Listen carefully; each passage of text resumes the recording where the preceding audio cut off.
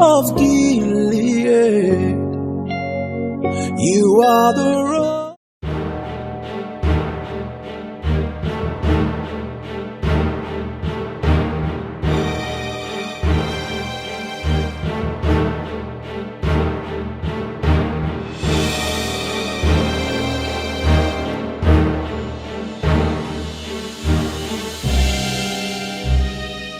Those who bake, my wife bakes, other people bake.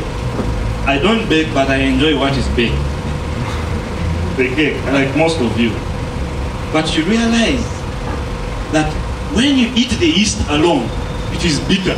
You agree? Can you go there and just eat Blue Band alone? That since it makes cake, let me just eat it anyway.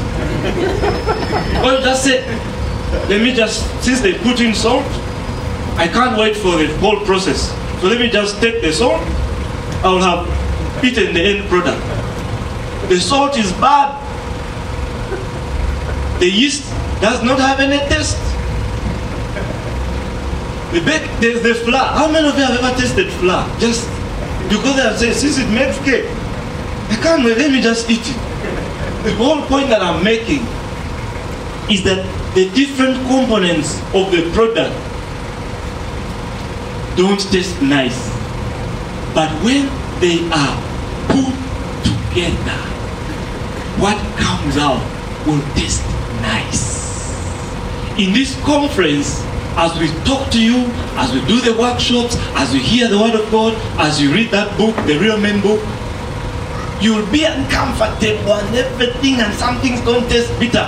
But when the final product comes out, when you got proposed to that sister and she says no, you tell her you don't know what you have missed. Hallelujah. Some of you have not said amen because you're not sure about the product yet. So if she says no, you're like, well, you've survived.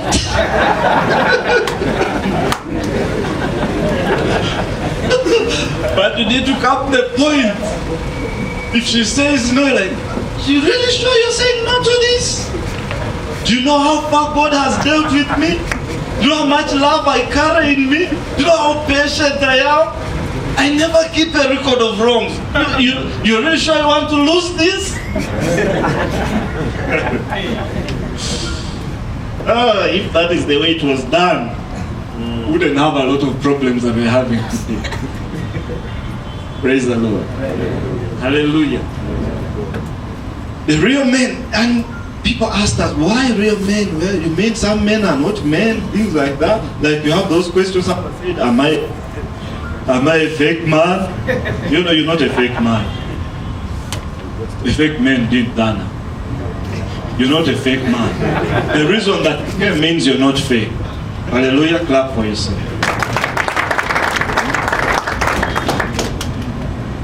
You're not a fake man. But what we try to do, when we say real men, we are talking about the men who understand the men.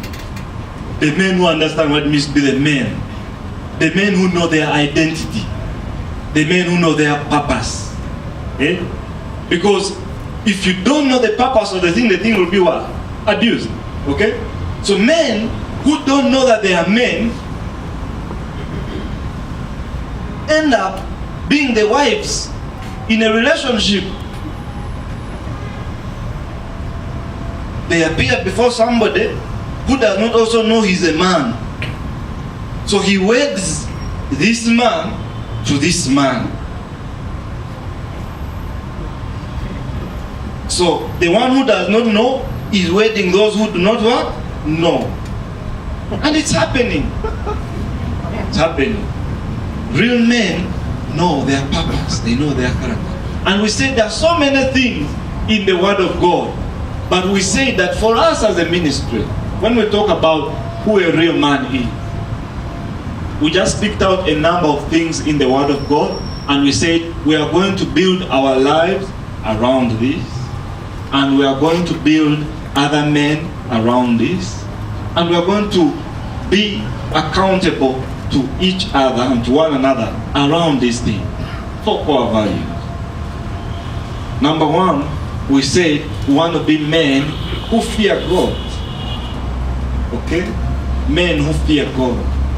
You know, there are men who fear HIV more than they fear God. Yes? There are men who fear to make the girls pregnant more than they fear God. If the only fear you have is the fear of making the girls pregnant, you will respond to the other advert. Olam. It will appeal to you because it will help you. Olam. I don't even have, by God, I hate that advert. The guy said, my land got finished. That's why I got vasectomy. I was like, oh God, anybody without land needs a vasectomy. Then there's this fellow who is playing cards, and he says, I don't even have airtime. That's why I use condoms. What message are they sending? But if you fear HIV more than you fear God, if you fear making someone pregnant more than you fear God, then you will let the world define. That's what Becky was talking about. You let the world define for you how to do things. You get it? So you can use a condom, you can use word and all those things. There's a time they invited me to a Christian university somewhere in the world. I won't say where, so that you don't know. They invited me to a Christian university. Because if I say it was in Uganda, you know which Christian university. But it was somewhere in the world. Okay? So they told me my subject was contraception among Christians. Yeah. That's what they called me to talk about. And the chaplain briefed me. It was a university in the world. If I say chaplain, we start putting things together. No, it's not what you're thinking about. So he briefed me, said you need to talk about contraception among believers. So when I stood, actually, after that they never invited me again. Yeah. When I stood up, I said, it's sad that we are talking about contraception among believers. What we should be talking about is self-control. The fruit of the Spirit is not using a condom. Is that what it is? The fruit of the Spirit is self-control. I've not given you a spirit that makes you a slave to fear, but I've given you a spirit of love, of boldness, of self-control, and of a sound mind. So we need to talk about how do I train my spirit to say no. That's what we need to talk about. And that was what I talked about. I also messed up the sermon. Didn't talk about what they had asked me to talk about, like a friend of mine you know about. But at the end of the day, everybody was blessed, but I wasn't invited again. The fear of the Lord is the hatred of evil. That's what the Bible says. Proverbs 8:13. When you have the fear of God, you don't negotiate with evil. You don't rationalize evil. You don't say, well, this one, we could, there's a way to do it without anybody getting hurt. For a real man, sin is sin. Evil is evil. We call stealing. We don't call it misappropriation of funds. It is journalists and politicians and who call it misappropriation. There was an oversight. There was all those kind of. For us, sin is what? Sin. Stealing is stealing. And they told us, if you marry when you're a thief, you become a what? A married thief. Okay? So you will not suddenly stop stealing because you're married. Some people think that if I struggle with lust, if I get married, I'll overcome lust forever. If you marry with lust, you'll be a husband who has lust. So you're married, you're walking with your wife in town, but you're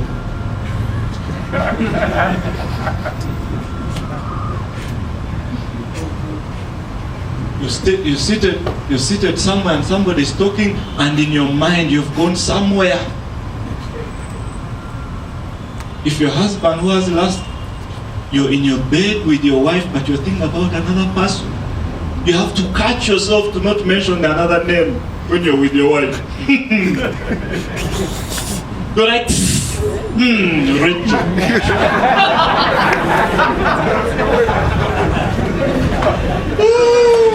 But the masks are going over. Real men fear God. Real men are men of integrity. They keep their word. I'm sure that the organizing team met some men who said, we shall be there. We are coming. But they are looking around. They are not there. When people are introducing themselves, they say, I was told about, where is he? You heard that?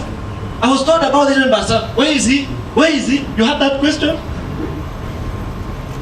Say, you come for the conference. We shall be there. We are starting at 8. And the person you invite arrives there, and you're not there. It's getting hotter. Why do you invite for somebody for something, and they find you're not there, and you enter 5 hours later, looking very spiritual? Until we got saved by tongues. If anything doesn't work out, if anything is out of control, if you're disorganized, if you don't keep time, today, let me tell you, I've not started preaching. Today I'm going to preach about the foreskin. The foreskin needs to be removed. Circumcision is what I want to talk about today. Circumcision.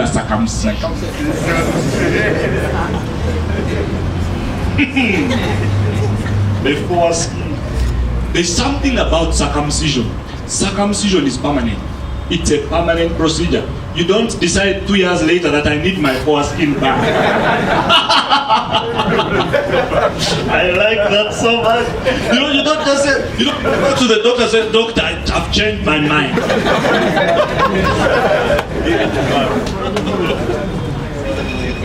It's permanent. Tell me it's permanent. When God dealt with Jacob at Peniel, the Bible says Jacob stayed with a limp for the rest of his life. I am praying for you that you leave this conference with a limp for the rest of your life.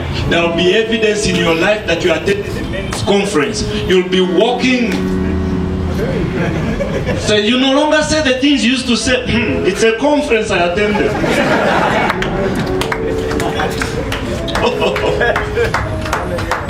Hallelujah, we are getting there. We are getting there. And you came late. That's why I will keep talking and talking, because I waited for you, many of you. So if you don't think about lunch and everything until I finish. Hallelujah. Because food is another foreskin we need to deal with. Food. The love of food. The love of food.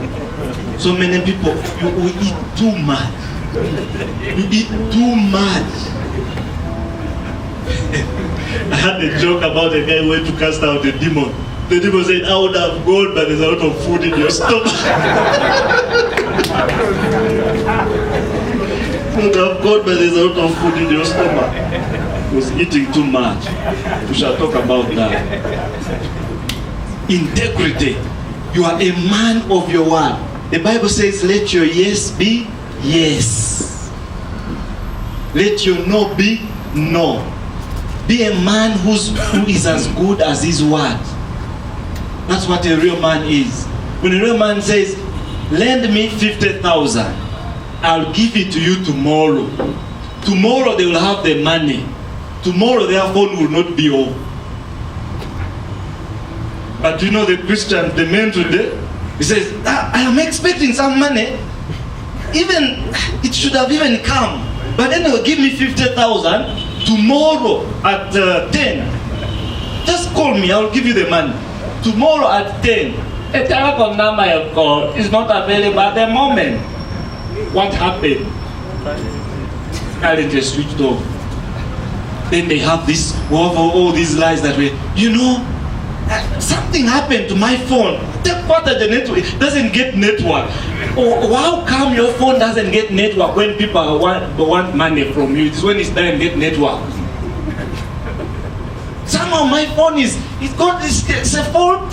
Then they have another one. They flashed my phone and I lost your number. They're always flashing your phone. Is it only your phone that always has to be flashed and you're always losing your contacts? Every time you meet a friend, you're the kind who never keeps friends. Every time you meet a friend, you want to check the phone, the contact is, the contact was in another phone. You always have another phone, the contact was in another phone. Real men speak the truth. The masks are going to go home. Need to be here. You see that most of the lies I hear in the bus, they are from men. Hello, where are you? And you're there. You look around. Why you know that there is a crisis? You look around and everybody is not concerned. Nobody is concerned. It's okay for a man who is in the bus park in Kampala to say he's in Yantonde and everybody keeps pretending everything is okay. There's a crisis. There's a crisis. Crisis. The man was lying his wife like that. She was driving behind him. They were in a traffic jam. Kampala Road. Called him. Where are you? Oh, I'm stuck, ginger. I don't know what time I'll reach. Then she overtook him and then waved at him. You know what followed. This is another man whom the wife called cheating. And then the wife went home and said nothing. She behaved, everything was normal. First day, second day, third day, the man called her relatives. She wants to kill me. She wants to kill me. Why does she want to kill me? She wants to kill me. She's not doing anything about it. What?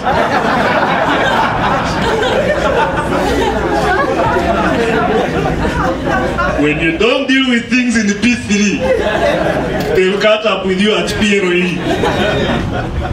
That was my message. I don't know about you. That was my message. Real men, they have the fear of God. They are men of integrity. They are men who are accountable. They are men who are accountable. You can explain your actions. Somebody can look you straight in the eye and ask you about your life, and you don't tell them lies. You have somebody you are accountable to. The reason we have ministers that are going off course, they stopped being accountable. I only listen. There's a guy, Jesus. The guy said, for me, my spiritual father is the Holy Spirit. This is a very senior man of God. Senior man of God. You may know him. And I dealt with, struggled to deal with him. Holy Spirit. Spiritual father. Said, me, I only listen to the Holy Spirit. Not accountable. They can't explain. He can't explain anything to anybody. He can't explain why he's doing anything to anybody. He's only accountable to God. There's a problem. Real men are accountable. When a man becomes isolated, when a man doesn't have, the Bible says, as iron sharpens iron, so a man sharpens the countenance of his friend. Proverbs 27 verse 17. It's our key scripture in Real Men Conference. We come to sharpen one another. Every man, tell your neighbor, every man needs a man.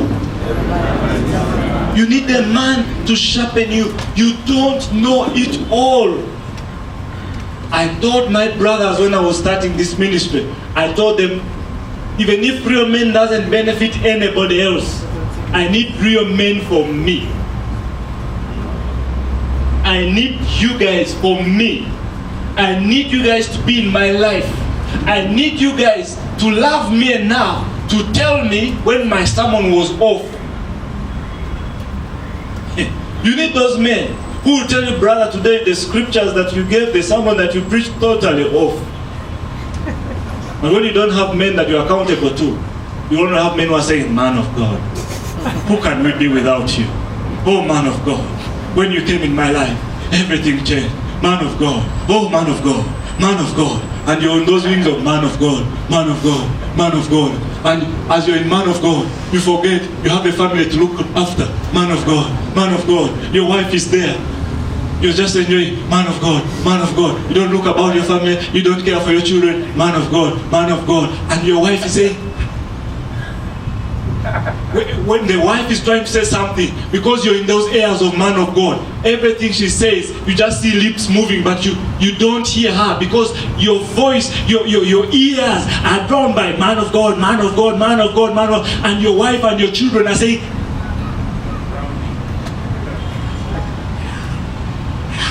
but you're at church teaching 7 ways to look after your wife, 7 ways to care for your children, and your children. And at home, you're the best listener. When you're at church, you can listen even for 2 hours. Really? Oh. But when you reach home, they say, you're with that newspaper, your remote, your laptop. But at church, you're the good guy. Every lady's guy. Have you ever noticed why ladies are attracted to anointed men of God? They know how to treat them well at church. Oh, let me pray for you. Praise the Lord. But when your wife needs prayer, say, want me to pray for you all the time? The other prayer I prayed for you more, even can work today. Tell me about the masks are going on. At church you talk about, I love you, I love you, I love you, I love my wife, I love her. When you reach home, you're like that Muchiga they talked about, that he told his wife that when I married you, I told you I love you. If I change my mind, I will let you know.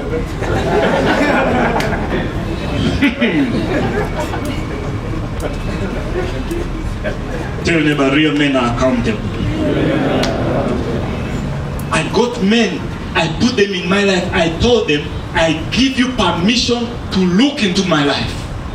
I give you permission. If you see me veering off course, I give you permission to call me to order. These men in my life, there's a time I had gone to preach somewhere. The guy took me aside and said, that shirt will have big. Go and get another shirt. Yeah. And me, I came thinking, They just took me aside and said, that shirt. Say, look at the hole. You need those men.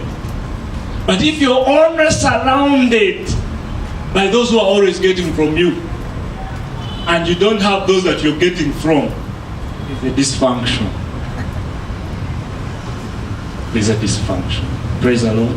Real men are accountable. That's why we encourage the fellowships, the small fellowships of men. Wherever you go back, have a fellowship of men. There may be 3, there may be 5, there should not be so many. But you meet regularly to account. Men who will ask you, are you reading your Bible? Men will ask you, are you praying? Do you know that I can preach so much about prayer when I never pray? Do you know that I can be a professional Christian? There is something called professional Christianity. I know how to say the right things, but I never do them. I can appear with my wife every Sunday and say, praise the Lord. I came with my dear wife. Isn't she lovely? I want her to say a few words to greet you. But on the way home, from home to church, we're not talking. But in church, I have to put on a church face.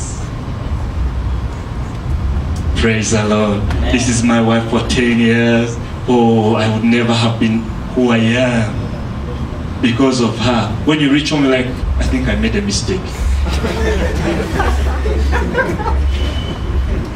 We say that real men are the same at midday and at midnight. You hear what I say? Amen. You are the same man at midday and at midnight. When they don't meet you at night and you're just shaking. There are some men whom, if you met him at night and then you met him during the day, you're like, Are these the same people? Because at night you'll find him in a certain place, just shaking in a certain place. There's even the way they shake, I don't know how they shake, but they find them shaking. Then they do with another girl, young enough to be his daughter. The other day, I was talking to a friend about a man who was knocked out by Viagra. You know Viagra? Oh, you're too young to know Viagra. The man was knocked out. Heart attack. He died. But the wife, she knew him as the best. At home he was the best, but he had a secret life. She never knew. In that secret life, he was under a lot of pressure to perform. And the pressure killed him.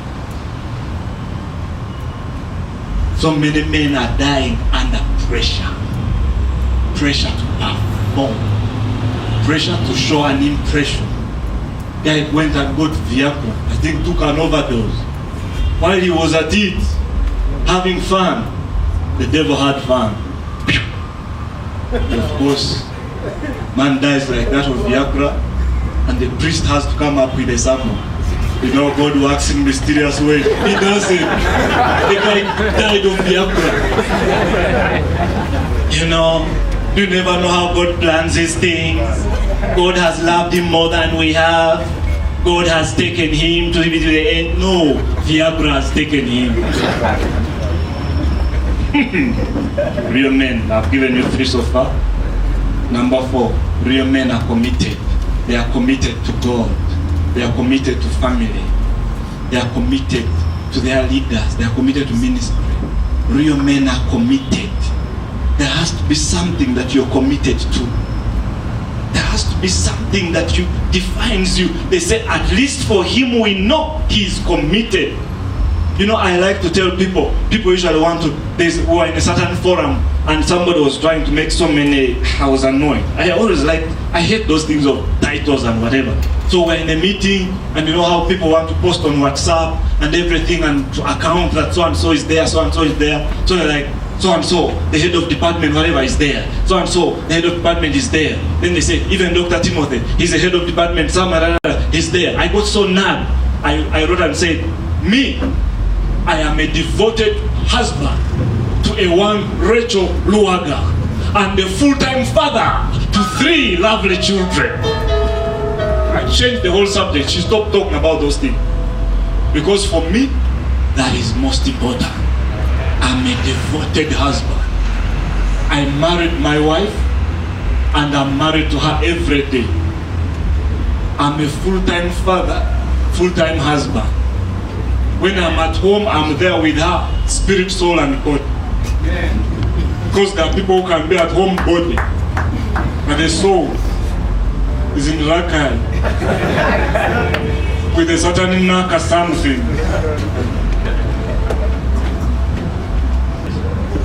But you never broke the bonds with a prostitute. Struggled with a certain brother. He's putting a lot of demands on his wife. She doesn't perform in bed. When we try to diagnose the problem, we discovered the guy got saved, but he had never sorted his past. In the past, he used to use prostitutes. And you know prostitutes, they know how to fake it. Okay, you don't know because you have never used them. I also never, but those who, that one I've never. This time I'm not. I'm not telling you about a certain brother or whatever. I've never, at least today I'm coming. You see, I used to be very shy and it helped me. I was so shy I couldn't look anybody in the face. Sometimes you need to appreciate something, okay? Anyway, I never went that side. But the guy went that side. Used prostitutes, then got saved. But you know the Bible says, he who joins himself to a prostitute becomes one with a prostitute. So he never dealt with that. So now he gets married. And he gets married to a virgin. Innocent girl. Then he expects her to make the sounds, the noises, the movements, the work that those prostitutes do because they are paid to do that. They fake it. But your wife will not marry you to fake it. Don't start comparing your wife with the girls you see in Telemundo. Those girls are acting.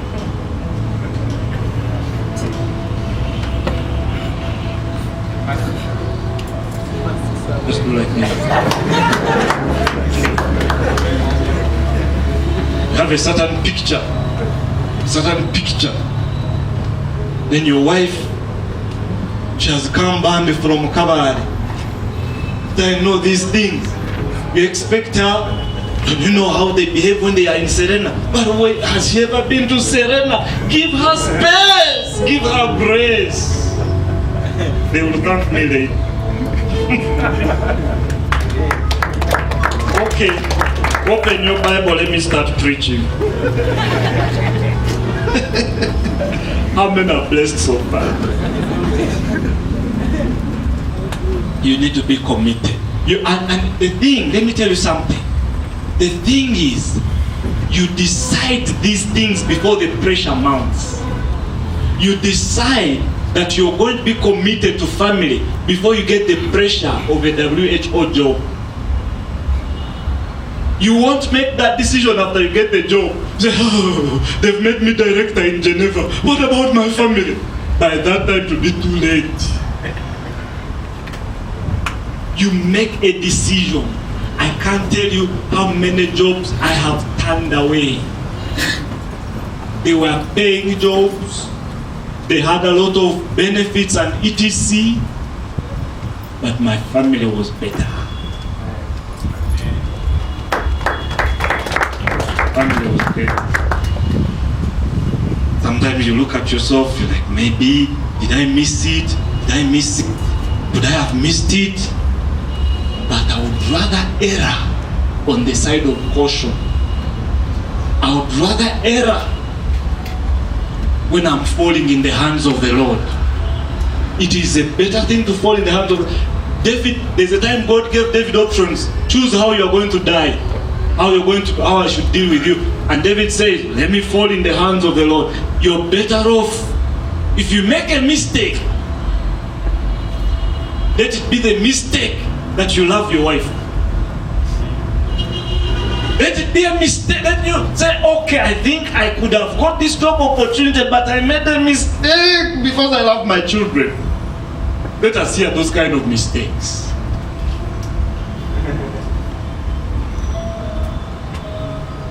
Don't be an absentee father. Don't be an absentee husband. Don't be an indifferent husband. Don't talk about that. Don't be a man who is lazy. I have so many men who are lazy. Believers, lazy guys, just they're being fired, and then they come the pastors. Pastors are just demons until the guys about get bald heads. We lay hands, when the only problem is laziness. Let me tell you the truth. When they hire you, they have not hired an intercessor. Every time you're telling pastor, I'm coming from a lunch hour. You are at 10 a.m. you're dozing. You see, we had an overnight. He did not hire an intercessor. If it is work. I know the names are few, but it's okay. It's okay even if you don't like me. I don't preach to be liked. Lazy Christians. You know, you can hide. They are lazy. I see them all the time. They are at church, full-time ministry. The guys at church, he doesn't even preach. Even one service is in full-time ministry, waiting for people to minister to. And then every time he meets somebody who he thinks has money, starts coming up with dreams. God gave me a dream. You are giving me lunch today. Let God give you a job, stupid you. They're always talking about dreams. Listen, guys, the Bible says, as a door turns on his hinges, even a lazy man turns his bed. A little sleep, a little slumber, a little folding of the hand, and poverty will strike you.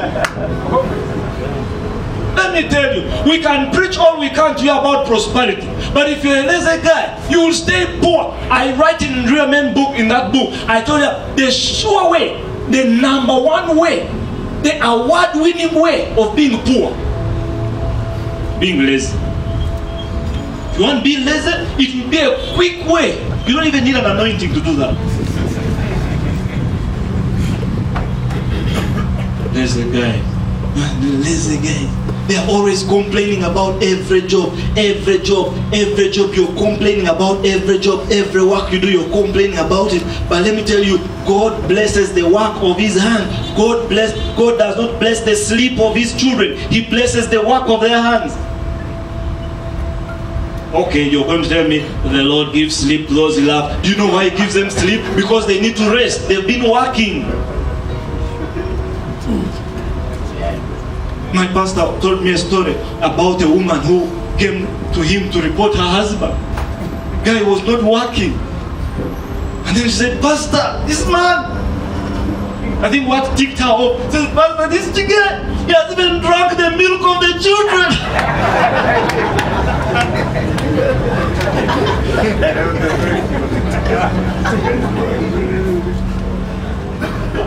Just do like me.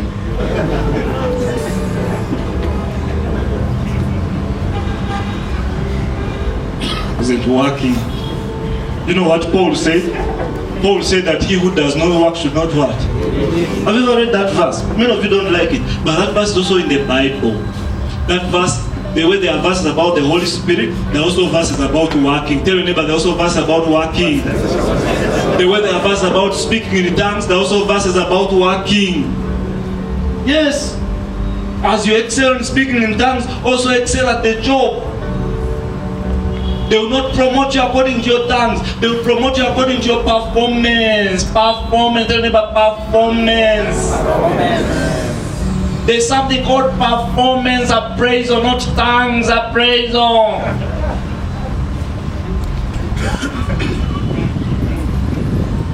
You still like me? Tell me about this performance appraisal, not prayer meeting appraisal. I'm saying, is he telling us not to pray? I pray, friend. I pray. But I know I have to give lectures, I know I have to set exams, and I have to mark. Did you hear what I said, how I said the last one? I have to mark. That's every lecturer's nightmare. You have to mark. That's why when we were postgraduates, our seniors would give us scripts to mark. We were academic house boys. Marking is not easy, but you have to mark because there is performance appraisal. Tell me about this performance appraisal. You know, this thing about promotion, there's a scripture in Colossians. It says, whatsoever you do, do it as unto God, not to men. For it is from the Lord that you shall receive your reward. Every time you have God as your audience, think about it. If you will do your work like you're working for God, things would change. But if you're working for a man, when a man is not there, you're stealing the company paper. You're using the company phone. I saw a joke. The man went home and he was quarreling with a maid. Like, how come our phone bills at home are so much? Then the man said, you see me, I never use the phone at home because I use the phone at work. And the wife said, I also never use the phone at home because I use the phone at work. And the maid said, I also use the phone at work. Hallelujah, the anointing is here. The anointing is here. Whether you're shaking or not, the anointing is here.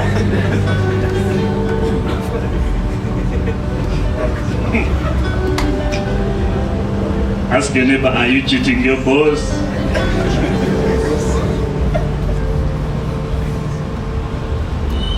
Are you cheating your lecturer? You know you're a Christian and you have the contacts. Even when you're orienting first years into the Christian Union, you give them the contacts. These guys will help you with your courseworks. Store this contact, he'll help you with your research.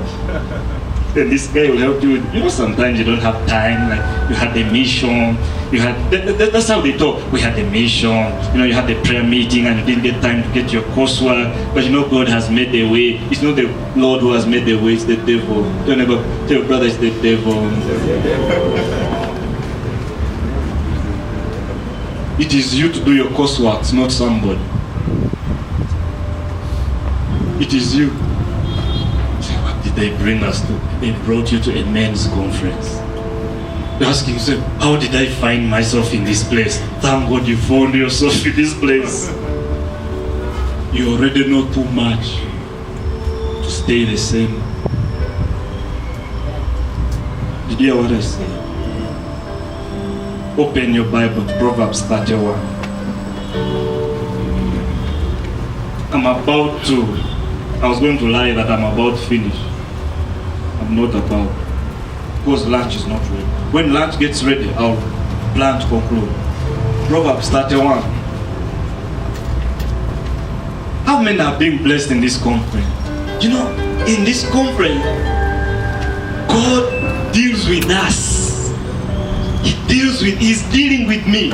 Even as I preach to this thing, He's dealing with me. He's dealing with you. And let the word of God deal with you. Just surrender and let the word deal with you. Proverbs 31, verse 1 to 4. Just 4 verses. Where is Proverbs? Do you have your Bibles by them? Because let me tell you, every time you come to church without a Bible, it's like you're just going to attend a workshop. Workshops, they go without Bible. But to church, you have to come with a textbook. And let me tell you, if you don't study the textbook, remember there is PLE. Tell me there is PLE. I think for us, after you get married, there is also UCE, Rogers. There will be UCE. After you get married, there is UCE, then there will be USCE. USCE. Proverbs 31. The words of Lemuel, king of Massa, which his mother taught him. What my son, what son of my womb, what shall I advise you, son of my vows? Dedication to God. Give not your strength to loose women, nor your ways to those who, and that which ruin and destroy kings. It's not for kings, O Lemuel. It's not for kings to drink wine, or for rulers to desire strong drink. This conference, I want to speak to you on the subject, some things are not for kings. Some things are not for kings. Even if you forget everything that we say, but don't. Just know some things are not for kings. The Proverbs 31 traditionally has been attributed to women as a scripture for women. Some people use it as a way to get words to use to talk to women and things like that. Before I got saved, I was kind of like a consultant in writing letters to women. Guys would consult me to like write for them, things like that. And we would run there, get a few verses here and there. But that is the past. Whosoever is in Christ, the new creation. The past consultancies have passed away. The new has come. Hallelujah. I was terrible. You guys just don't know. I was terrible. No wonder God had to save me. The words which his mother taught him. Did your mother teach you anything? Maybe if he did. This men's conference, we have come to teach you things for kings. Tell your neighbor, you are a king. I tell them, I am a king. And some things are not for kings. In this conference, we have come to tell you things for kings. You may have missed the advice of a mother.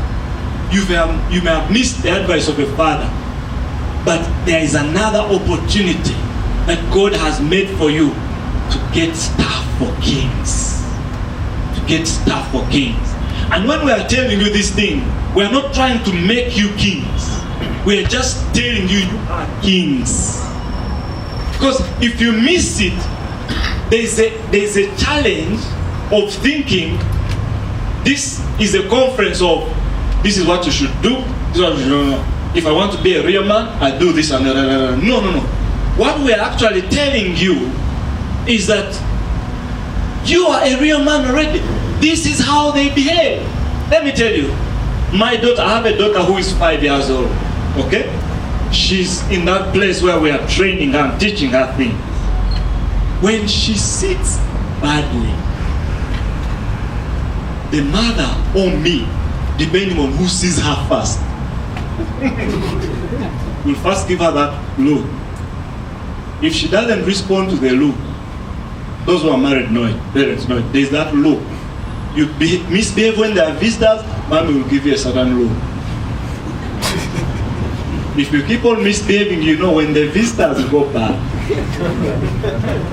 you'll get the fivefold. Okay? But anyway, we'll tell our daughter that girls don't sit like that. So she will immediately sit properly. Not to be a girl, but because she is a girl. So the things we are telling you is not to be a man, but because you are actually going to discover that the circumcision I'm talking about is not going to happen. It has already happened. It has. The Bible says in Christ we were circumcised. It has already happened. You know that we're a circumcised guy. Paul knew this. He says, when I was a child, I thought like a child, I spoke like a child. But now that I have become a man, I have put childish ways behind me. In this conference, we have come to tell you there are certain things that belong to children. You must leave them behind now that you are a man. Ooh, hallelujah, amen. You're preaching so well, hallelujah. Let me tell you, I have a habit. If you don't encourage me, I encourage myself, and I'm good at it. I say, you're doing well, you're doing well. Ooh, that was a great sermon. I even bless myself. I get from this pocket, I put in this pocket. Hallelujah. Don't sign yourself good. Don't sign yourself. I learned from David. He encouraged himself in the Lord. I say, you're welcome, you're welcome. Stand up. That is the guy who made the 28 requirements that they told us about. I thought myself I was going to congratulate him, man. You met the criteria, 28-point criteria. Oh, thank you for sending us, madam, and come and sit here briefly. She blessed us. Woo! Man, 28. We'll have me and my wife. I will ask her how many points. But whatever they were, I also know I met the criteria. Hallelujah. Some things are not for kings. Tell your neighbor, some things are not for kings. Now, Exodus chapter 4, verse 24 and 25. Exodus, I'm going to read these verses, then I'll preach marathon like for a few minutes and we'll finish. Exodus 4, 24 and 25. My dear brother Andrew, you're welcome, you're welcome, you're welcome, you're welcome. Thank you for blessing us. Exodus 4, 24, 25. Along the way, verse 24 and 25 of Exodus 4. Along the way at the resting place, the Lord met Moses and sought to kill him. Is it in your Bible? God wanted to kill his friend. The Lord met Moses and sought to kill him, made him acutely and almost fatally ill. 25. Now, apparently, he had failed to circumcise one of his sons, his wife being opposed to it. But seeing his life in such danger, Zipporah took a flint knife and cut off the foreskin of her son and cast it to touch Moses' feet and said, surely a husband of blood you are to me. My God, it was an emergency procedure.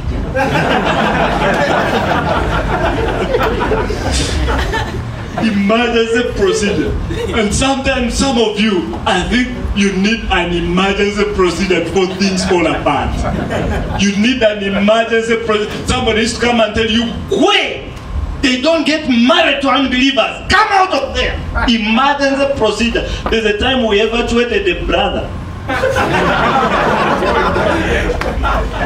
He was cohabiting with a sister who would go there and find them doing Bible study. People say, we need to do an emergency evacuation. So we shifted the brother. No, we shifted the sister.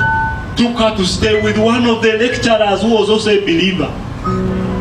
As we sorted out the matter. Colossians chapter 2, verse 10 and 11.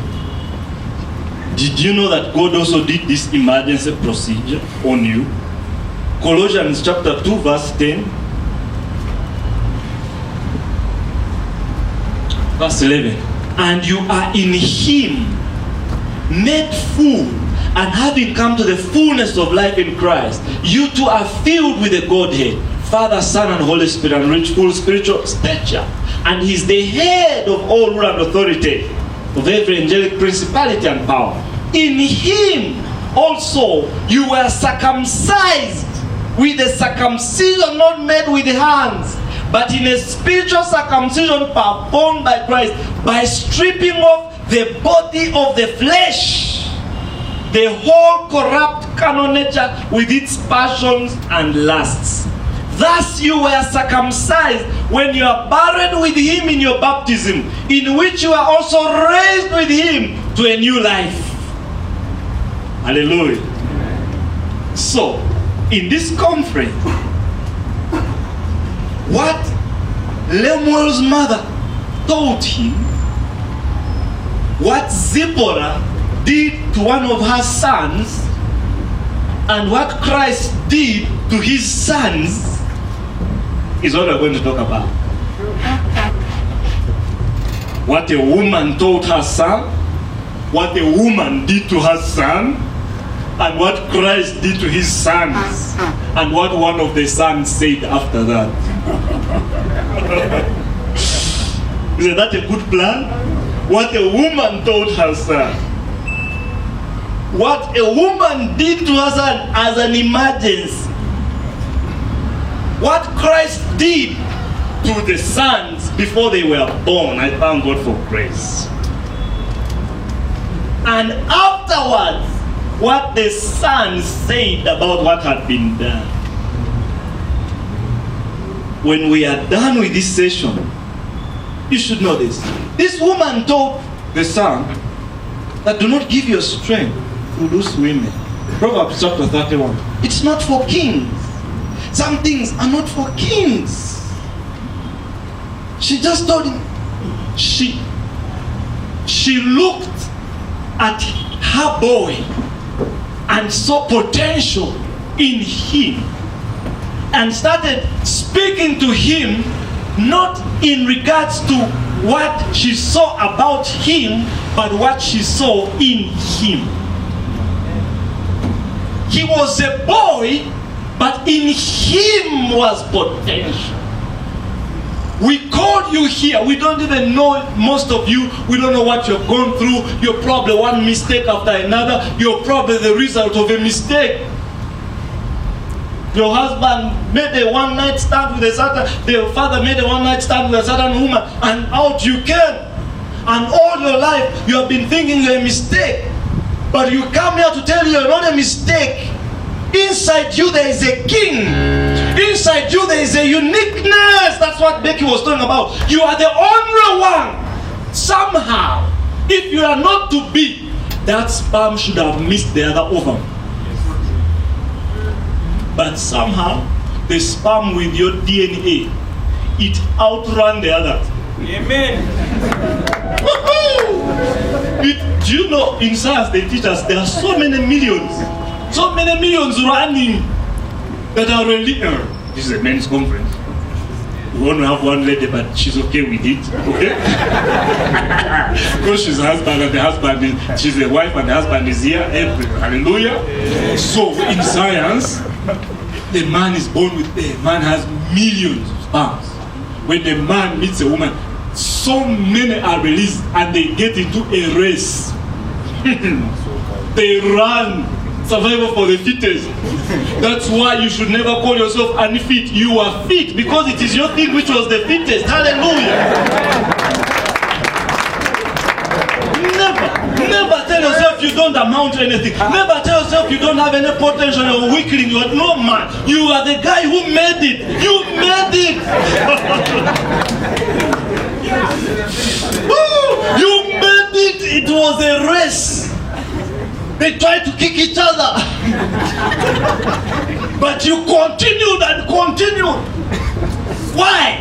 Because before you were formed in your mother's womb, I already knew you and I appointed you a prophet. Amen. Before you were formed in your mother's womb, you already had your appointment letter. Amen. Amen. God, my God. When I arrived on the earth, it wasn't my birthday, it was my first earth day.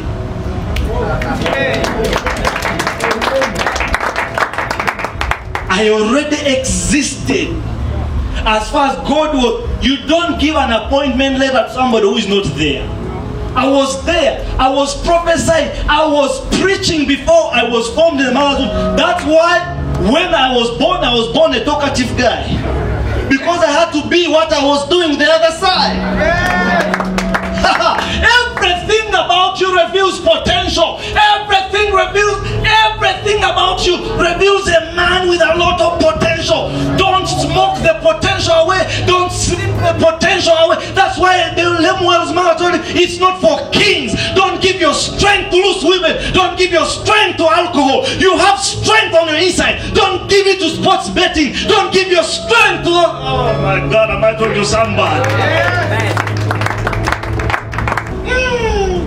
Tell your neighbor, I am a great guy. I am a great guy. Tell your neighbor, I made it to the finishing line.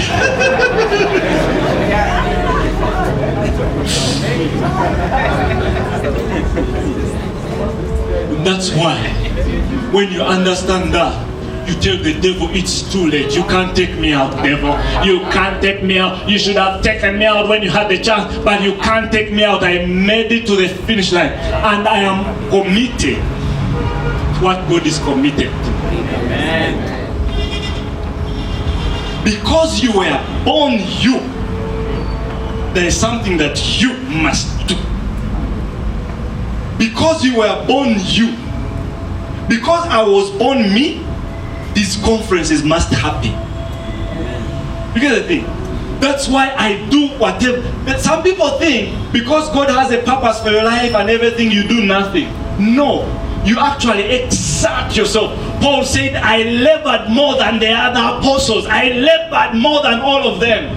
Not me, but Christ that labored. It was the energy of Christ in me. That is why I leave Mbara at 9 a.m. I reach here 2 a.m. You are sleeping. I was traveling. You are sleeping in your bed. I didn't even enter the blanket because I didn't want to get too warm to fail to make it on time. I'm committed to the vision.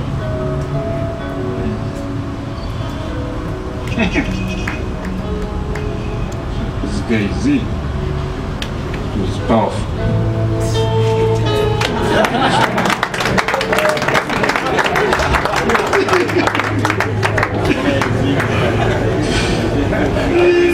I was just blessed by seeing him.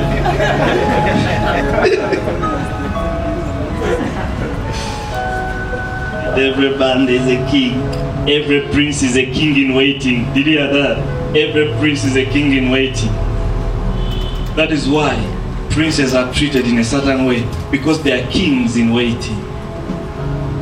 Do you know that Jesus died for you in Romans chapter 5 so that you would reign as a king in this life through Christ Jesus? Your appointment is to reign. And some things are not for guys who reign. The reason that God wanted to kill his friend, can I tell you?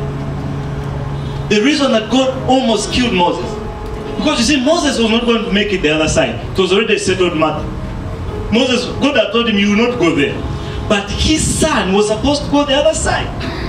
But the other side was not for guys with foreskins. The people who were to kill giants, the people who were to take the promised land, the qualification was no foreskin. For one reason or another, Moses and his wife decided somehow they could bypass the exam.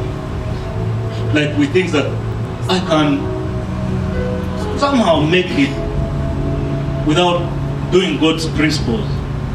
God, the reason God is holy is because he keeps his word. When he says this, it is it.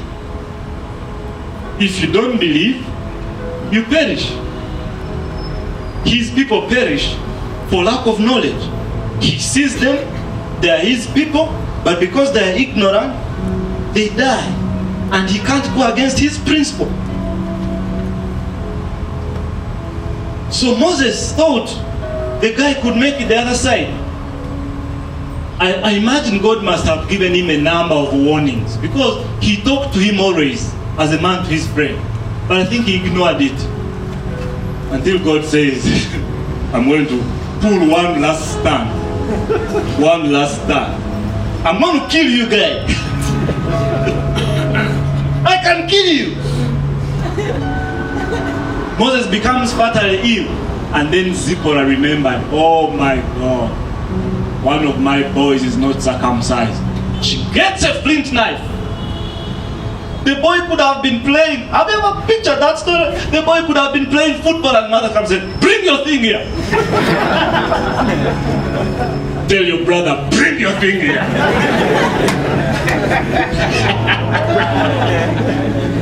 This is a men's conference. This is a men's conference. Tell your brother, bring your pride here. Tell your brother, bring your fear here. Bring your laziness here. It has to be cut off today. Bring your thing here.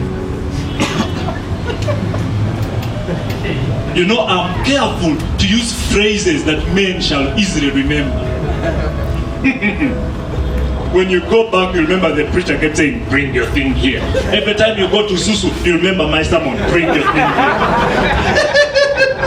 I'm a great preacher, hallelujah.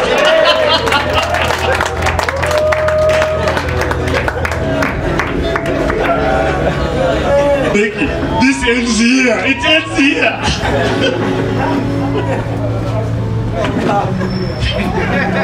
When you find yourself there, everybody is done. At that point, men are always meditating. I don't know what they always think about. Even when they have gone talking together, when they reach there, everybody is quiet. Tell your neighbor, bring your thing here.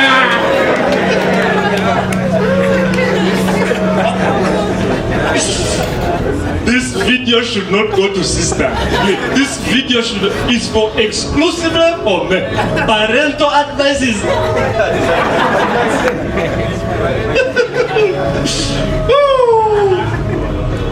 Say, bring your thing here. Nobody was going to enter Canaan with their foreskin. Circumcision is a permanent thing. There has to be a cutting off of the flesh before destiny is entered. The Bible says the flesh profits nothing. It profits nothing. The spirit gives life. The flesh profits nothing. There are certain things about you that are permissible, but they are not profitable. Moses, the woman, you know, because the Bible tells us that he was fatally ill. He was about to die. It was supposed to be done with, I don't know whether she washed the knife. I don't know. All I know is that poor, I don't know if it was Gershom or the other brother, poor him. He had to be brought quickly. Bring the thing here. He did not negotiate. There was no time for negotiation. He said, okay, maybe tomorrow, maybe next conference, maybe in the 5th conference. No. Tell your neighbor the thing has to be cut today. When you go to the other place, you will ask yourself, was it cut? Some things are not for kings. They have to be cut off. I looked at a few things, a few foreskins that need to be cut off, that I want to share with us. Some of them I won't go with them in detail because they always tell you in church. They always tell you about unbelief. Unbelief is a foreskin. They always tell you about it. Unbelief. Let me tell you, to be a man of God, you must be a man of faith. Because God is a faith God. If you're not a man of faith, you won't walk with God. You must be a man of faith. Because God speaks things that are not as though they are. You must be a man of faith, a man devoid of unbelief. Some of us, we are so full of unbelief. And the unbelief, let me tell you, unbelief can kill your son. The man in Mark chapter 9, his son was going to die because of his unbelief. The demon would throw him down and he would convulse him and would froth and everything until Jesus arrived. And the man said, if you can do anything, help us. That was the same problem that many have today. If God can do anything, you find you're a man in the home, say, if God can do it, if you don't believe God, yet you are the man of the house. That guy, his son was going to die.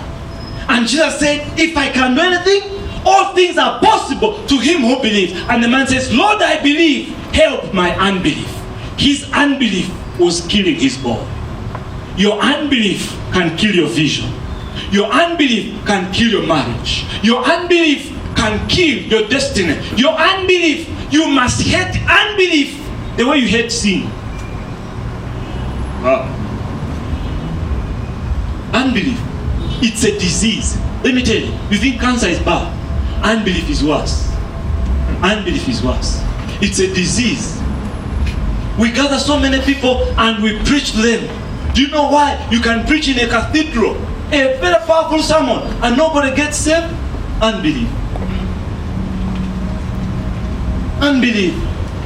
Unbelief. Jesus himself went to his own hometown, Nazareth. Bible says he couldn't do even one work of power there. Because of what? Unbelief.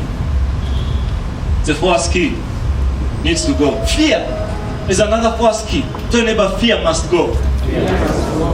You know, as a man, there are certain things that only men do. But if you have fear, you won't do them. Many people are stuck in fear. Many people who should have got married, they're not married because they fear. They fear. They fear so many. People fear and fear until they are afraid when they are not fearing.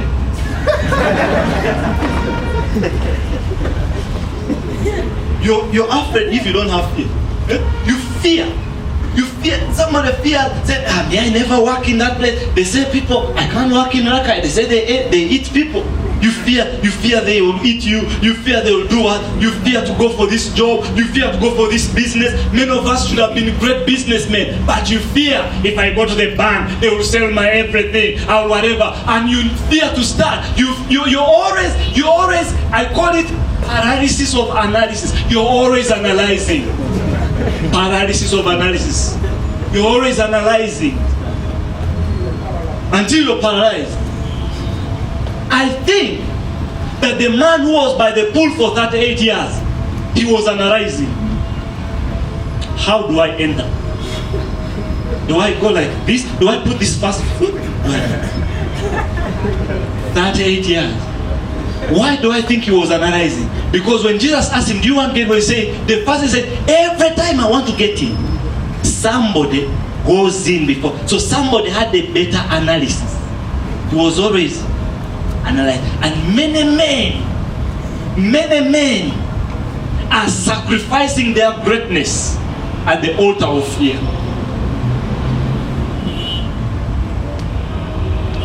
It's a four skill, brother. It's a four skill. You need to do a ministry, but you fear. You fear. You fear what will men think, what will men not think. You fear what they will think and what they will not think. Jesus. Just fear. What do they think? If I pray, if I have a healing ministry. But before I started, even now I still battle with it. They are always pounding your head. What if they don't get healed? What if they don't get healed? But I've learned a secret. I will say, what if they do? If they don't get healed, am I the one who caused? Am I the jam? Am I the one who caused the problem? Let me tell you, if there's a line and I'm praying for somebody and somebody dies, I go to the next person. I'm in the process of overcoming my fear. And the more I overcome fear, the more I see people getting healed. Yeah. Many of you need to do certain things. You need to step out. Imagine when Jesus told Peter. Peter said, if it is you, let me to come. Imagine if Peter had said, how can I walk on the water? But because there was no fear, he just started walking. But in the middle of the walking, what did he do? He feared. When he feared, he left the supernatural and came back to the natural. Fear is the substance of the natural. When you're operating in fear, you're operating in the natural. When you're operating in faith, you're in the supernatural. But when you come back to fear, start thinking, but if it doesn't happen? What if I start this business and it fails? You're not the first person to fail, brother. Many people have failed but are still alive. But if she says no, if I propose, you know how many people say no to me? But am I not married? Some people say no to me with the evidence of dreams and visions. That's a story for another day. Hey sister, I've seen this. Oh God, I'll never forget that day. I think that the reason things did work properly is also the way I operated. You know, my proposal was written down. So, poor me arrived with my notebook. I said, you know how to deal with it. Failure to deal with it may be disobedience on your part.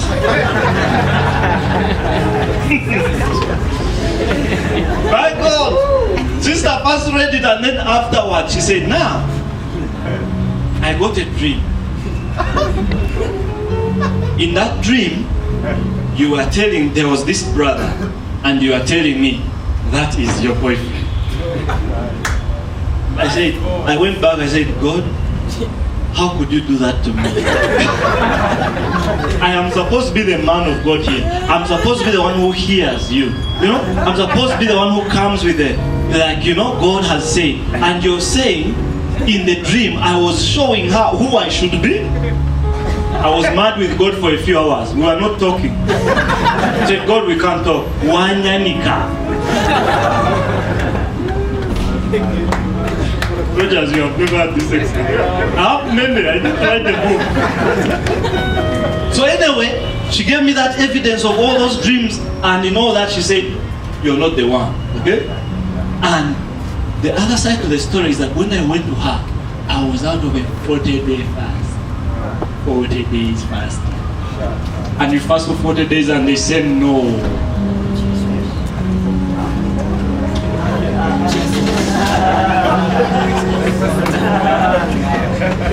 Tell your brother, this is real stuff. The mask is getting off. But you know, in those 40 days, I don't know whether all the days matter. But one day I prayed the prayer. I said, Lord, I said, because before that I had so many escapades. So I said, Lord, you know my story. I can't tell you that I'm sure I have had it. She talked about being real. I said, but Lord, if this is not the one, let her say no. That prayer ruined me, hallelujah. It ruined me in a good way. Some of you, God has to ruin you before you can stand. That's a great point. Verse 11. Hallelujah. He has to ruin you before you can stand on your feet. Fear is a fourth skill. Number 3, secret sins. Secret sins. The Bible says in James chapter 1:15 that everyone is tempted when by his own evil desire he is drawn away and enticed. Then desire will give birth, will conceive and give birth to sin. And sin, when it is full grown, if you're dealing with it, it is growing. It is as simple as that. What you're not dealing with is growing. And what is growing inside you will kill you. That is why a man, this guy is called, he got the job to be the manager of England. Those of you who watch football, you can remind me. He's now coaching Newcastle. What is his name? Not Benitez. Sam Allardyce. You see, sometimes watching football helps. He's given me an example. Okay? So Allardyce gets a job as an England manager. For his whole life, he has looked, he has tried to get that job and failed, but finally it is handed to him. Within 1 month, Allardyce loses the job. Why? Because Allardyce is caught off camera talking to a journalist about how he would pay referees to change the nature of matches. You get match fixing. He's talking about those things. He say it's okay, whatever. He is talking about how you can pay to get results. It's a sin that he has never dealt with. It has been growing inside him, waiting for the right opportunity to pounce. When he steps right into his destiny, the sin shows up with him. I thank God for Joseph, because sin never entered Potiphar's house with him. Because if it had, that boy would have slept with that woman. It is my pastor who used to say that no wife of a rich man is ugly. Potiphar must have been beautiful. She was a wife of a rich man. She unveiled everything, removed everything, and Joseph saw. My pastor used to tell me also, can I say this slowly, that every thigh looks good to a man, and no man is strong before a naked woman. Don't tell yourself I can handle it. Samson told himself he could handle it until he woke up one day and he couldn't handle it. Tell your brother, don't be like brother Samson.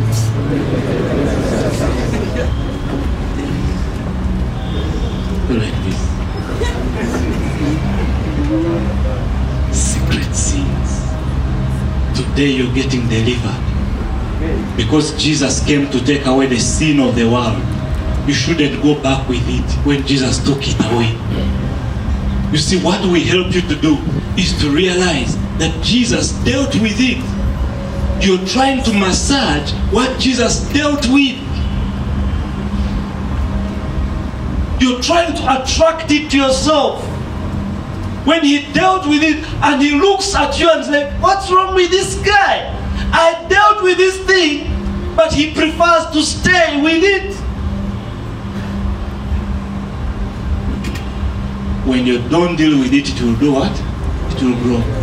That sin, when it is full grown, gives birth to death. Death talks about separation with God. Death talks about broken communion, broken fellowship.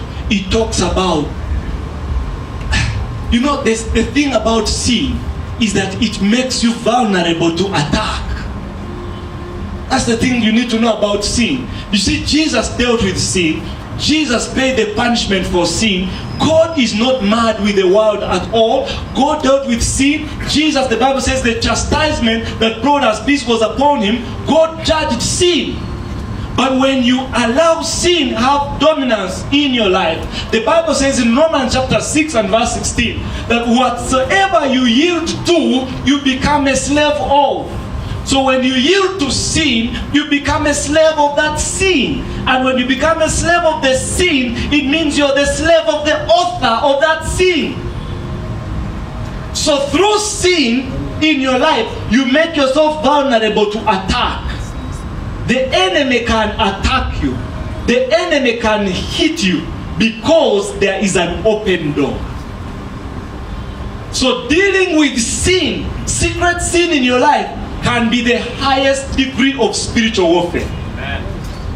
Many people think spiritual warfare say, now you're in a prayer meeting, and then the leader says, now we have entered a time of warfare. Begin to break.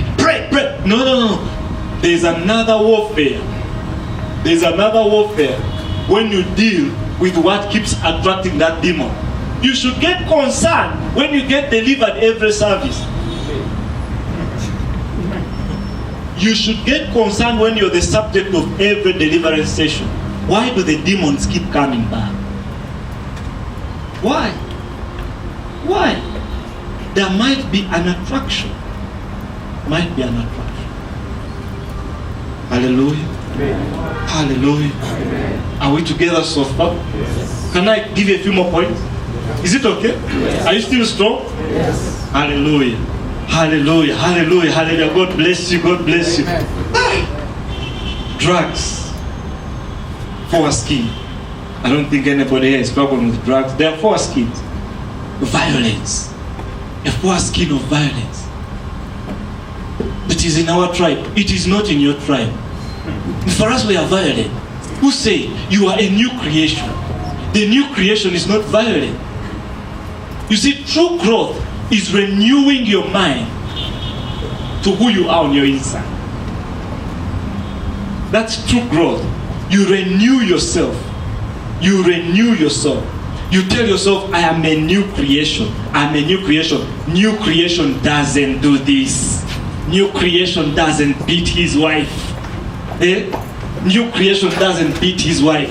New creation has overcome anger. Some of you say, me, I just have a little anger. I'm a short-tempered guy. I'm a short-tempered guy. They told us that if you don't deal with it in P3, you will fail what? There's a scripture in James chapter 3, I believe, talking about the tongue. It says that even a forest is set ablaze by one spark. One spark. A fire which destroys the whole forest starts with one spark. What you don't deal with today, the spark of today will be the fire of tomorrow. My God, that's a great point. The spark of today will be the fire of tomorrow. Say, let me just read through. Let me just check this curve. Let me just see how people are falling. That's how you're reading those communions.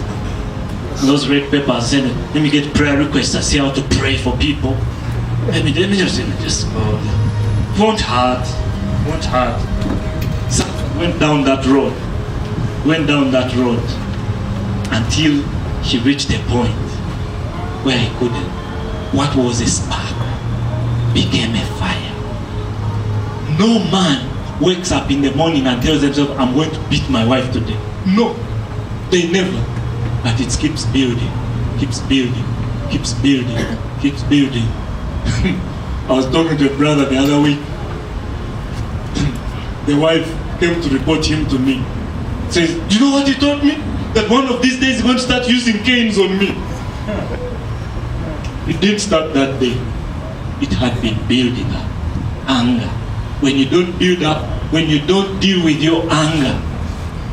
Have you seen in the newspaper men who have beaten their children over 200? They have burnt their children's hands over 200 shillings. Child is burnt. And afterwards, like, what did I do? A man beats his wife. I'm like, how did I do? I know a man who beat his wife and the wife got a miscarriage. Do you think he intended it? No. But it was a spark that he never dealt with.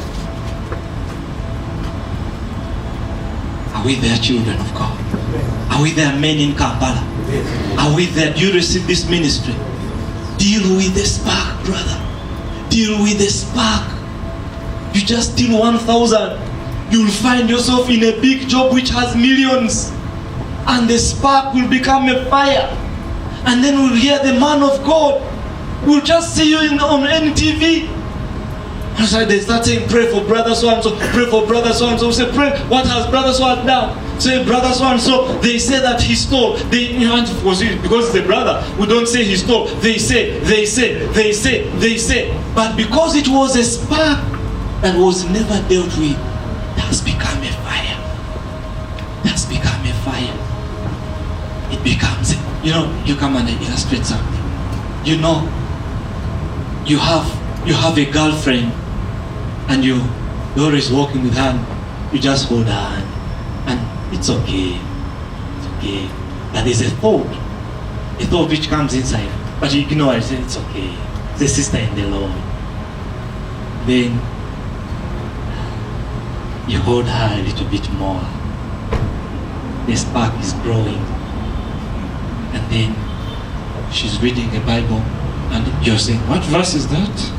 And then you're reading it. The spark is growing. You need to understand this scripture.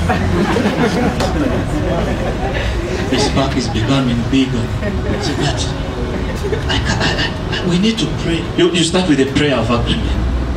Then the agreement becomes, you over-agree. This verse. And then, initially it was the hands that were touching each other, but now the heads are touching each other. When the heads touch each other, the cheeks are about to touch each other. When the cheeks touch each other, the lips, I will not illustrate that. But you got the point. Hallelujah. What is a spark today shall be a fire tomorrow. I tell you these things. I have talked with a brother who slept with a girl after preaching in an overnight. He was from preaching a powerful sermon. Do you know you can preach powerfully when there's a spark? There's this sister who used to make him tea after the overnight. He finished the overnight, and the man of God needed to go and rest. Be careful where you go to rest. You never be careful where to go to rest.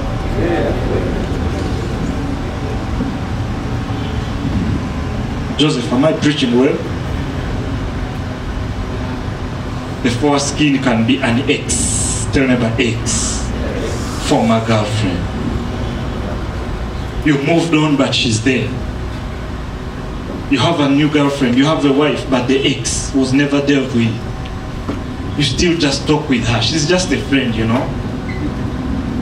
She keeps sending her messages. She's just a friend, old friend. Then you say, but why can't we meet and chat? And then you find you're organizing a work-related trip to go where she stays. When you're going for work, but in your mind, it is your ex.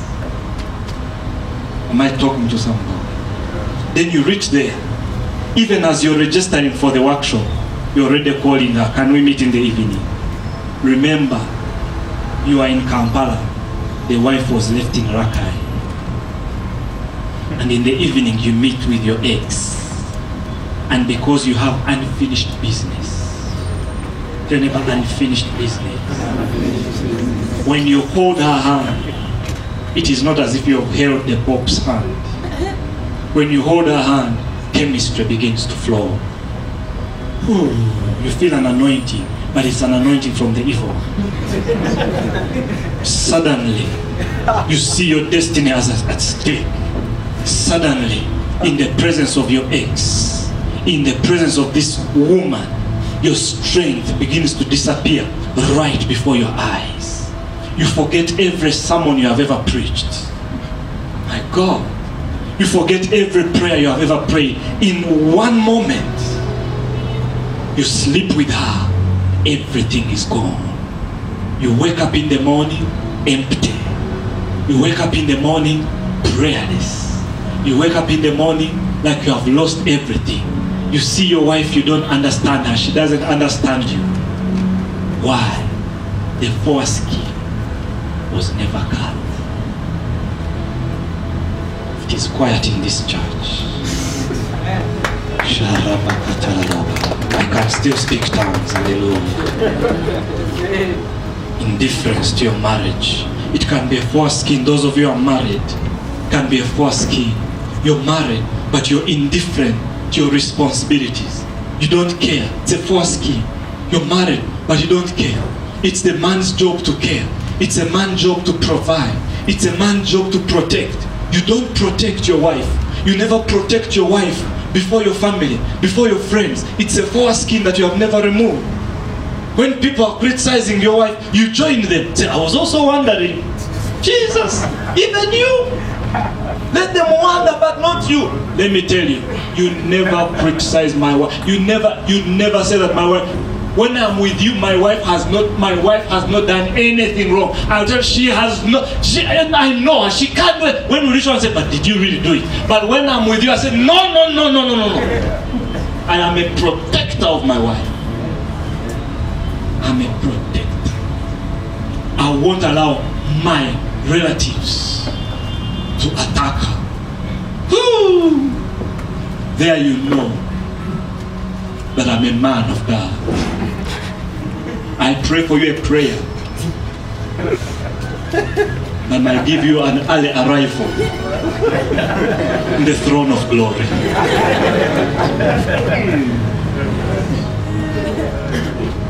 Faithlessness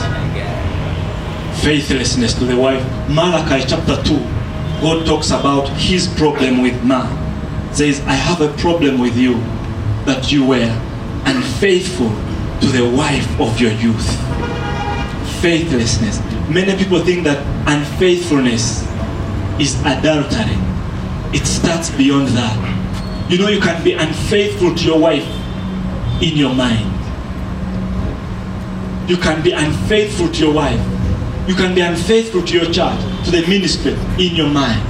You know, you can be in the ministry and in the work of God, but your heart is not there.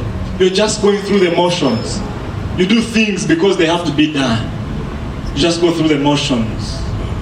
You're there, but your heart is not there. Jesus talked about these people. He says they worship me with their lips, but their hearts far away. It can happen with Jesus. It can happen with your wife. It can happen at your job, at your workplace. You're there, but you're never there. It's a foreskin, brother. Can I talk about Delilah for a moment? Can I talk about Delilah? Delilah. Tell me about Delilah. Delilah is a severe foreskin. It's a foreskin that has downed men over the ages. You'll find the story in the book of Judges. Judges chapter number what? Judges chapter 13. Is it 13? It's a whole story. I won't read it. I'll tell you some things. Then you'll go and read about them. Are we communicating, children of God? Is God dealing with you about something? Is God teaching you something? Do you think you made the right decision to come today? Should we do this conference again? Delilah. Delilah. What is Delilah? Anything that saps your strength. Anything that steals your vitality. That is Delilah. She took Samson's strength.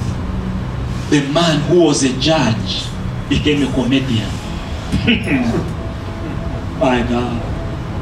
Delilah steals your status from a judge to a comedian. They said, let us gather. They gathered and brought Samson to make sport for them, to entertain them. The judge became an entertainer. The judge started working. They found him working on the grinding mill. Delilah will steal your position.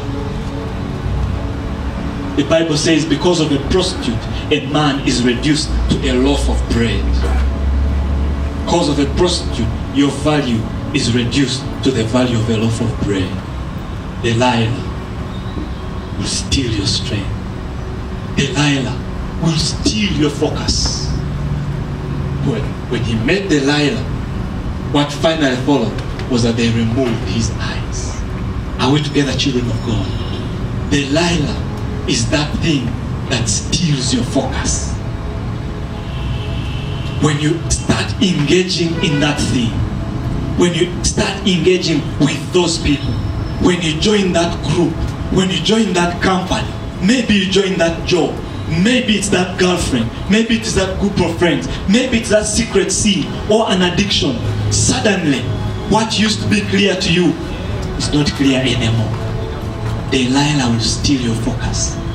You're no longer sure about where you want to go in life.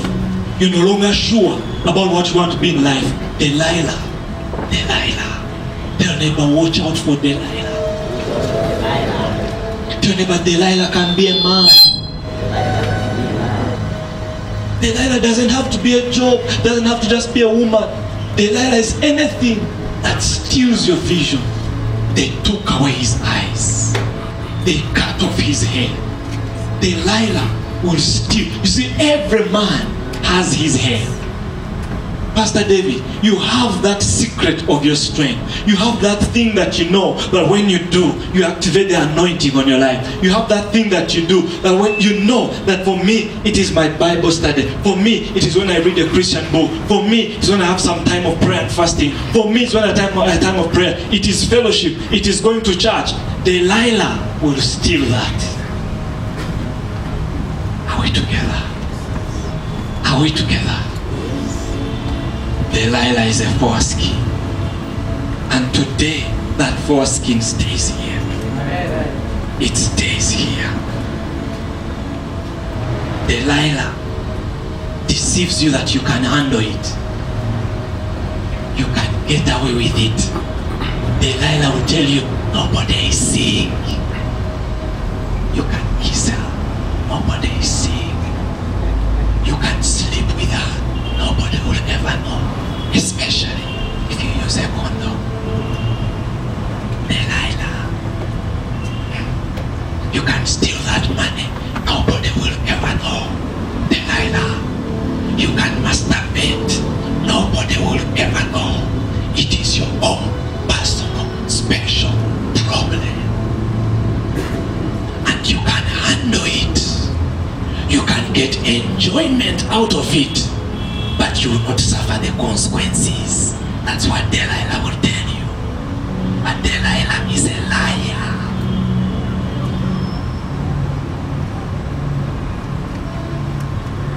Can I talk to you about Delilah a little bit more?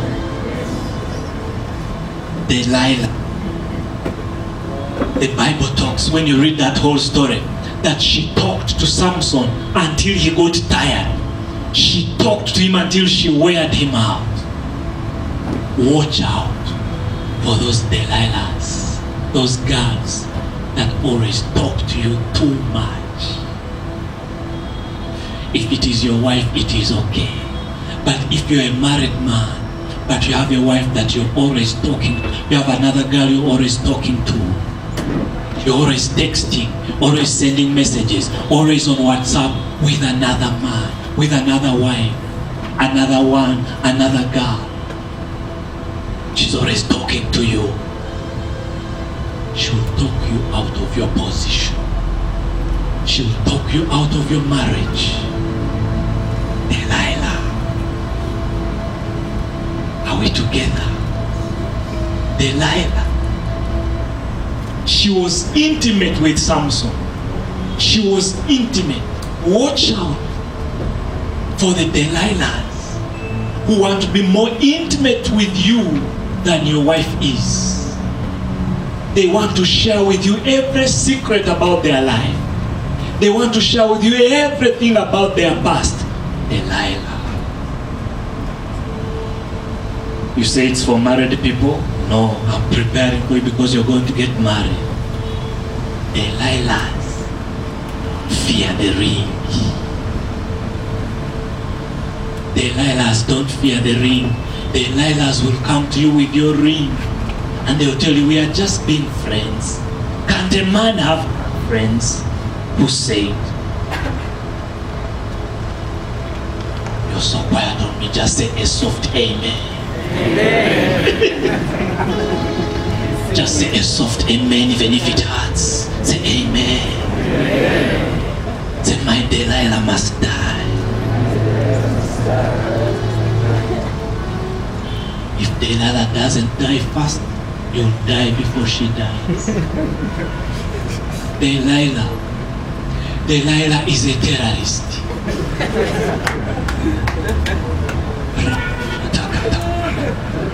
Delilah is a terrorist. She's an assassin. Delilah has been hired by the enemy to destroy you. That girl, she had been paid by the Philistines to go and discover the secret of Samson's strength. Delilah is an assassin. She has come determined to kill you. So while you're toying with her, saying, I can go away with it, she won't go away with it. She will kill you. That's why you must kill it first. You must fight masturbation before it fights you. You must fight drugs before they fight you. You must fight addiction before they fight. You must fight lie before it fights you. You must be on the offensive against the enemy. Most Christians and most men are on the defensive. We only do damage control. No. You must start beating the devil even if he has done nothing to you. Did you hear what I say? If I think I don't see anything that you have done, but anyway, I still beat you. If you don't find anything, beat him for the men he refused to come to this conflict. Just whip the guy. Say a soft amen. Say a soft hallelujah. Delilah will give you a place to rest.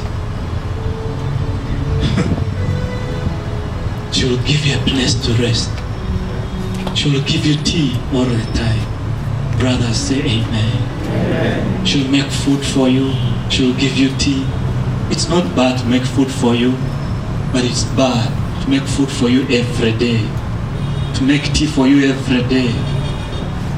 You're always in her room taking tea.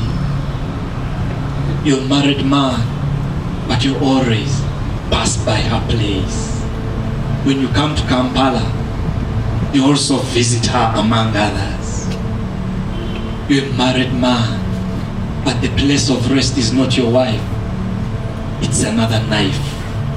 You're resting on a knife, not a wife. Say a soft hallelujah. Am I communicating to you? The foreskin. I don't know what the Lord is showing you, children of God. But today God sent me to tell you, some things are not for kings.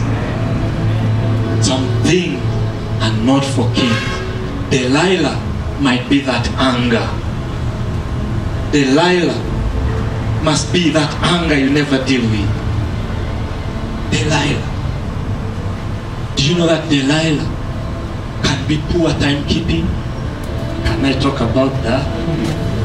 Can I talk about that? Poor timekeeping.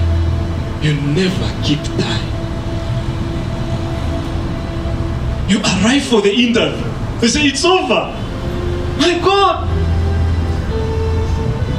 The HR is calling you. Where are you? Say, I'm on the, let me get the border. Say, Delilah, I'm in jam. Why? Do you know why you get stuck in jam? Because you plan to arrive for an 8:30 meeting at 8:30. When you know that there is a jam, when they tell you the interview is at 8:30, you plan to arrive at 7:30.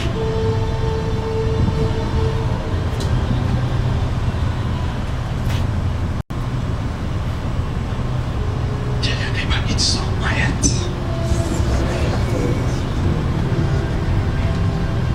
Time. They say no, Africans, we never use watches to keep the time, but to tell the time.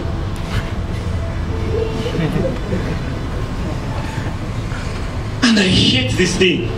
You are in a place, they say, let us call the meeting, but tell them 9 if you want them to come at 10, because you know African time. They should say, tell them 9 because they will come at 10 because they have Delilahs.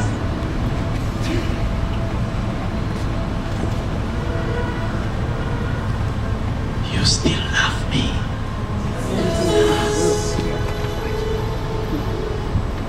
Poor timekeeping. Some of you didn't get the grades you should have got because of poor timekeeping, poor time management. Tell your neighbor, it's not a demon. It is poor timekeeping.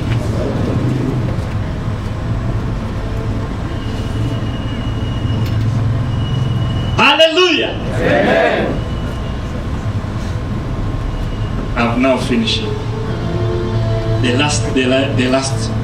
This one, God was telling me this thing, and when I was going to stand up, God said, there's this one also.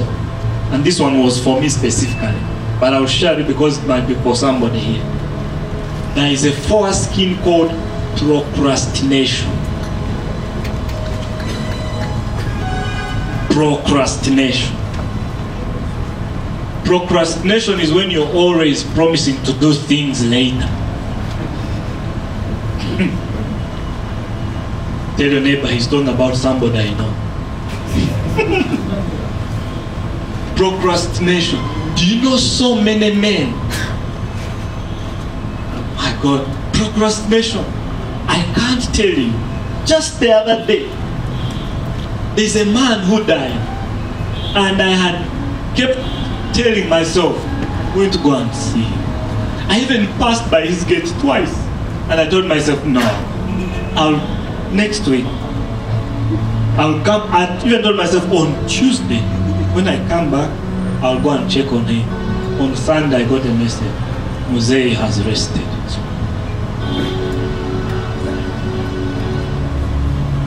Because of that, I had to spend so many days at the vigil, even afterwards, because I was dealing with guilt. Compensation. Procrastination. You keep telling yourself, I'll do it later. You need to visit somebody. You need to share with somebody the good news. You need to start on this project. But you're always starting it next year. Next year. There are so many men that are always they are always starting great things next year. Next year. Ask your neighbor, do you know that brother that he's talking about?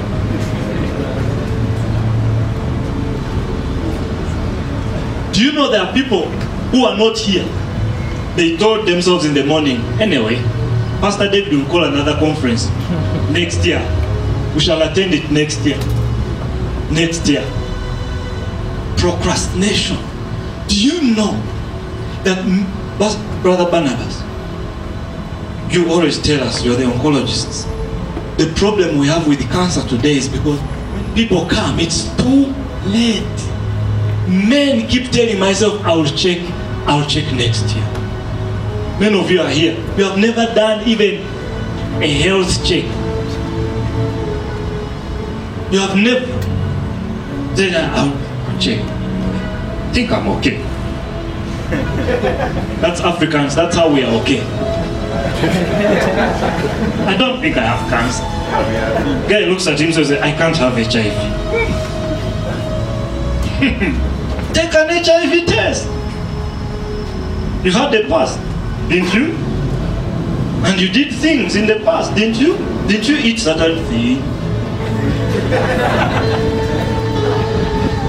That guy looked at me like, I mean, there was unholiness before you became holy.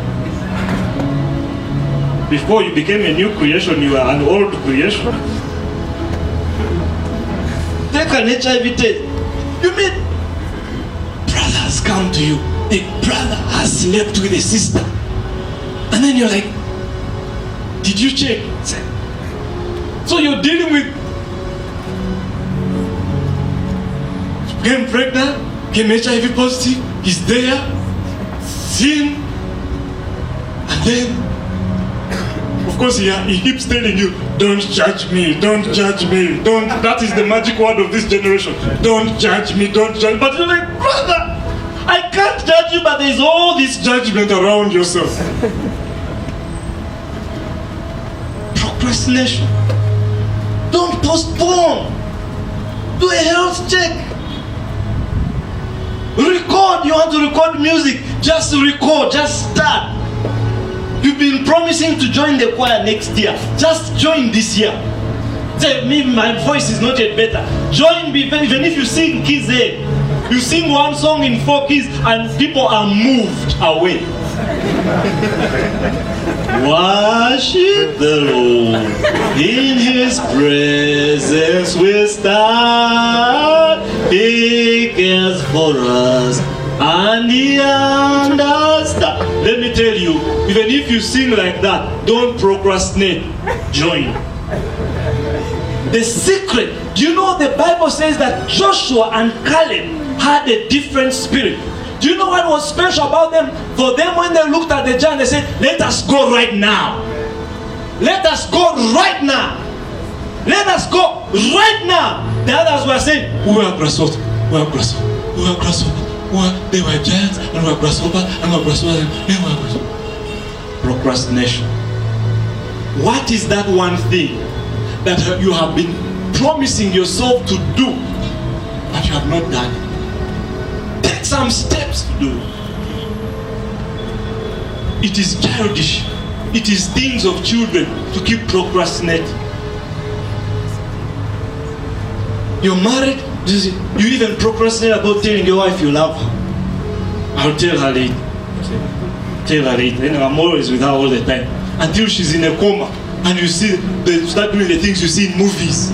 Honey, you may not even be hearing me, but I want you to know from the bottom of my heart, I've always loved you, you fool. Why did you ever tell her?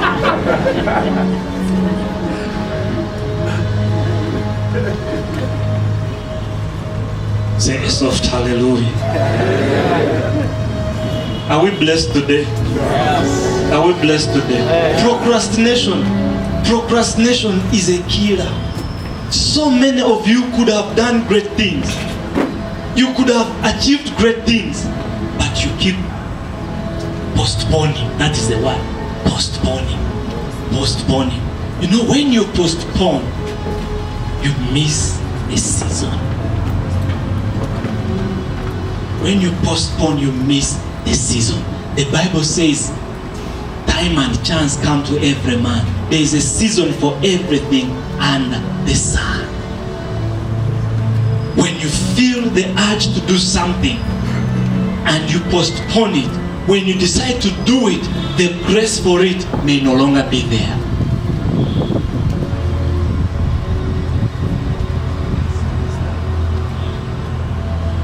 Kama nyambe, kama tuyambe. I need to do a health check also. To check my health, so that I know if there is any devil, I deal with it. Okay? If there is any mountain, I speak to it. You need to do a health check. You need to, you know, you keep hearing they are checking hepatitis B. There is hepatitis B vaccination. There is this, and you're postponing. You're postponing. You keep. There is this opportunity, like when we are at university, there will be opportunity to get passports without struggle. People say, no, I'm getting in second year. Third year, then the guy never gets a passport. And he's there saying, we are going to the nation.